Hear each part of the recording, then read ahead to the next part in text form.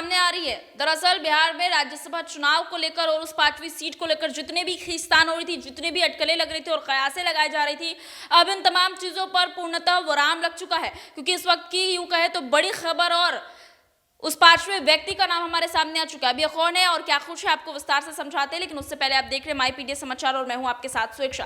देखिए, मैं फिर से दोहराना चाहूंगी, बिहार में राज्यसभा चुनाव होने वाले हैं और इस चुनाव को लेकर जो है लगातार खींचतान चल रहा है। और ये खींचतान पूरे 5 सीटों पर नहीं बल्कि सिर्फ और सिर्फ एक सीट पर चल रहा है, जहां एक तरफ पूरी तरीके से एनडीए ने एड़ी चोटी की जोर लगा रखी थी, तो वहीं दूसरी तरफ तेजस्वी यादव ने भी जो है इस 5वीं सीट को लेकर जोर लगा रखा है। लेकिन इसी बीच आपको बता दें तो वो 5वां नाम कोई और नहीं बल्कि उपेंद्र कुशवाहा है। अभी अभी आरएलएमओ की तरफ से पत्र जारी हुआ है, जहां पर सीधे तौर पर उपेंद्र कुशवाहा का नाम लिया गया और कहा गया है कि एक बार फिर से एनडीए की तरफ से उपेंद्र कुशवाहा को राज्यसभा में भेजा जा रहा है। साथ ही साथ हम आपको फिर से बता दें तो किस तरीके से 2 सीट जो है वो पहले भारतीय जनता पार्टी के तरफ है और एक सीट जिस पर लगातार लड़ाई और यूं कहे तो खींचतान चल रही थी, उनका भी नाम सामने आ गया, उपेंद्र कुशवाहा का नाम सामने आया है। और अभी भी 2 सीटें जो बची हुई है उस पर एनडीए यूं कहे तो जदयू जो है किसी भी वक्त उन 2 सीटों पर अपने उम्मीदवारों का नाम जो है सामने ला सकती है। साथ ही साथ आरएलएम की तरफ से जो पत्र सामने आया है उसमें कुछ इस तरीके से लिखा गया है कि आरएलएम के राष्ट्रीय अध्यक्ष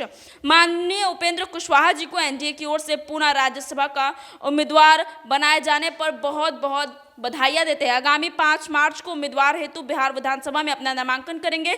इस अवसर पर एनडीए के सभी घटक दलों के नेता उपस्थित रहेंगे। देखिए किस तरीके से जो है इस पत्र में साफ साफ लिखा गया है कि उपेंद्र कुशवाहा को एक बार फिर से राज्यसभा में भेजा जा रहा है और एनडीए के पूरे दलों की तरफ से बहुत बहुत बधाइयां उन्हें दी जा रही है। और साथ ही साथ ये भी कहा जा रहा है कि 5 तारीख को जो नामांकन होगा उसमें नामांकन भी किया जाएगा और पूरी उपस्थिति होगी, पूरे दलों की उपस्थिति होगी। अब देखिए, इससे पहले भी आपने अगर हमारी खबर देखी होगी तो आपको याद होगा कि किस तरीके से ये 5 सीटों पर अगर चुनाव होने हैं तो भी ठीक है, कहीं ना कहीं उपेंद्र कुशवाहा को लेकर, उनके बेटे दीपक प्रकाश को लेकर कई अटकलें लगाई जा रही थी। साथ साथ ये भी कहा जा रहा था कि कहीं ना कहीं उपेंद्र कुशवाहा को अपने पार्टी का विलय तक करना पड़ सकता है राज्यसभा चुनाव में जाने के लिए। पर इन तमाम चीजों पर विराम लग गया है। एनडीए ने जो है खुशी तौर पर आरएलएमओ के राष्ट्रीय अध्यक्ष यानी कि उपेंद्र कुशवाहा को जो है किस तरीके से आगे भेजने का काम किया, राज्यसभा में 5वें उम्मीदवार के तौर पर रखने का काम किया है। अब एनडीए की तरफ से तो 5 उम्मीदवार के नाम आ चुके, लेकिन सीट 5 है और इस पे अब लड़ाई 6 लोगों की हो रही है।